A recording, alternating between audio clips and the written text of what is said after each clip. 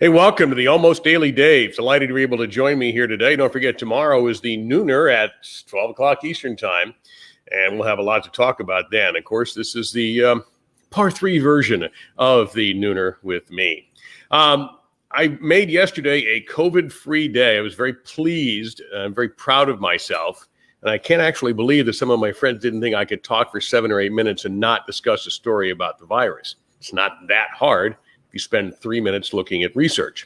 Today is going to be a little bit different. Number one, my wife and I took the COVID-19 test yesterday because we're traveling next week to Wyoming to visit our youngest son, Drew, who's a basketball player there.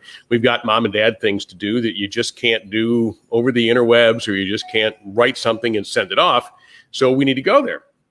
I'm actually excited about being inside of an airplane for the first time since March, when I and a group of high school students that I was chaperoning left Washington, D.C. with our tails between our legs because our convention was canceled and things were going to start going downhill for this country rapidly. And they did. So I'm pumped about it. And I'm going to try to do shows from Laramie if things work out timing wise, and give you maybe a little sense of what life is like there. It's going to be better than South Florida in many ways. Haven't seen a hurricane hit Laramie yet. So anyway, we got that. And by the way, if you have not taken the test, and you don't really have to take it unless you feel it's necessary, it's not as bad as I thought it was going to be. And my wife did have to grab me by the ear and drag me out of the house. The first misconception I had, and the one that had me the most worried, was that they nail you in both nostrils, which they don't. It's just one with the stick that goes up your nose. There's no photos or videotaping allowed of the tests. So I actually was thinking about doing that and just running that, but you can't do it.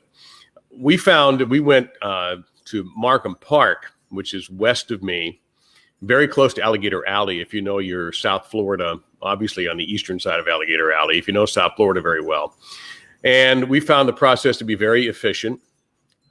It's a big park, so you can really stretch the different stations you have to go out.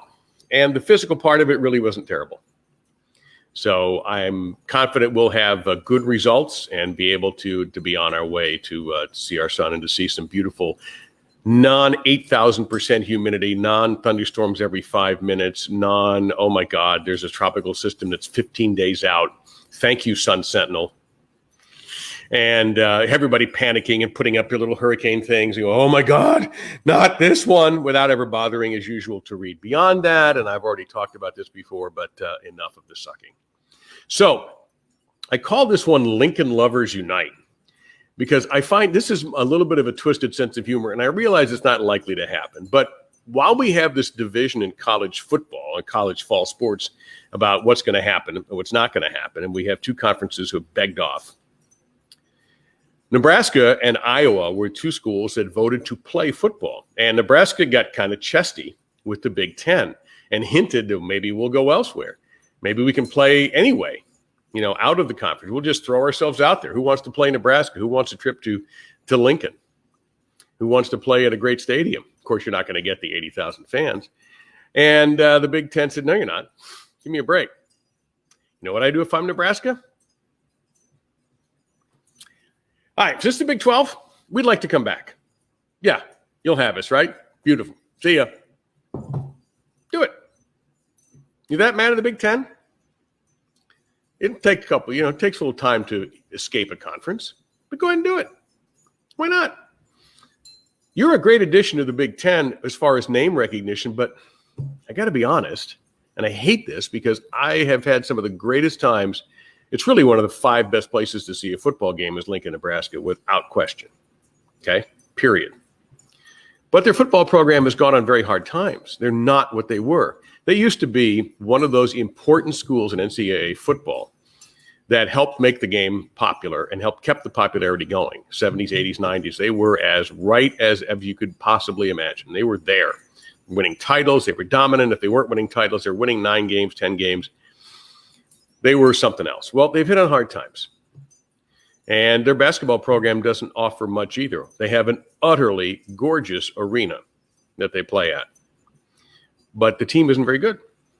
So you've got this college town that's just aching for a return to the good old days. Well, the good old days were in the old Big 8. Now the Big 12. And you know what? They would take you back. So if the Big 10 wants to push back, and we're going to start doing, I'm tougher than you are. No, I'm tougher than you are. Then walk.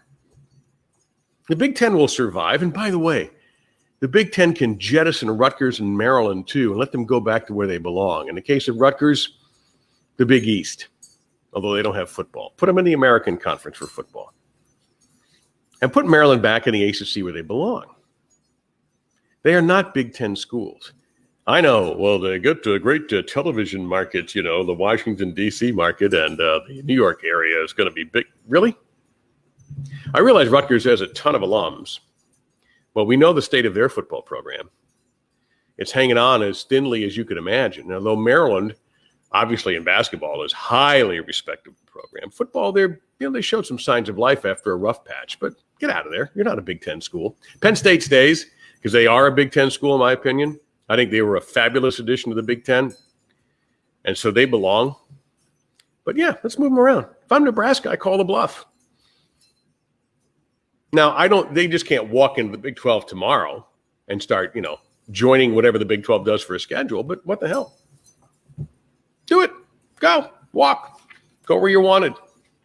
Now, last thing before I go, I can't believe I'm going to share this news with you guys, but yesterday, mail comes and I have a check. Now, I haven't done any extra work except for last week. I did a soccer game, and I've got one coming up this weekend for the United Soccer League, which has managed to exist outside of a bubble. And thinking Bank of America sent me a check. Oh, this has to be some kind of refund for some screw up they made. And this, maybe I'll finally get to go to Ireland after all. Beginning to wonder if I'm ever going to get a good chance to see my true ancestral home, which I didn't know about till a few years ago. So, and of course, I was blown away when I saw the size of the check. Can you zoom the camera in there? Can you see the size of that check right there? Yeah, 3 cents. 3 cents. So you know what I'm going to do when I unplug here? I'm going to download this thing into my phone. I'm one step closer to the Emerald Isle. All right, 11 o'clock this morning, live, Beef and Barnsey. I'll be Chris Barnes again, and Hall of Famer Kelly Kulick will be our guest, along, of course, with the co-host Stu Williams. And we've got a lot to talk about with Kelly, who's a Hall of Fame bowler, Hall of Fame person, and also multiple times a broadcast partner of mine in different scenarios, including last year, junior bowling. So we have a lot to talk about with Kelly. That's on Beef and Barnsey. It's Barnzy, as Chris and his wife Linda are moving one of their boys into Wichita State this week. So a college campus accepting students. With that, it's time to go. I'll see you tomorrow at noon Eastern on The Nooner with Dave Lamont. Until then, have a safe day, and I'll talk to you tomorrow.